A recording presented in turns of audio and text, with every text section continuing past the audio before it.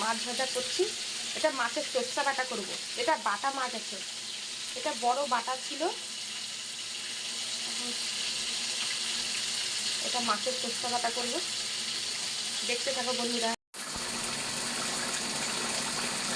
এটা মাছের সরষা বাটা করলাম, টক টক আলুর সরষা বাটা করলাম। এটা বাটা মাছ, বাটা মাছের সরষে বাটা কার কার ভালো লাগে চলে এসো। আর এটা করছি নিম বেগুন, এটা নিম বেগুন। নিম বেগুন খাও তোমরা সবাই?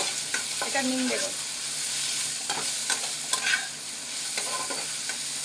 এখন তো নিম বেগুন খাই সবাই, নিম বেগুন খাওয়ার থেকে আমার ভালো লাগে নিম বেগুন খেতে, খুব ভালো লাগে।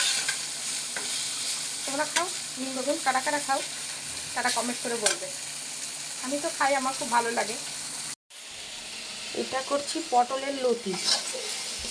পটলের লতি কিনে এনেছিলাম, পটলের লতি ডাল বাটা করছি। খেয়ে দেখবে ভালো লাগে, তিতা অত লাগে না, কিন্তু আমার বেশ ভালোই লাগে।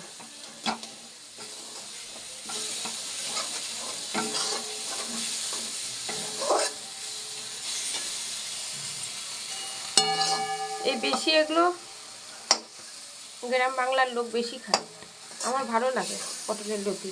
আমার মায়ের কাছ থেকে এগুলো শিখেছি, আমি তো এগুলো জানতাম না রান্না করা, আমার মা শিখিয়েছে।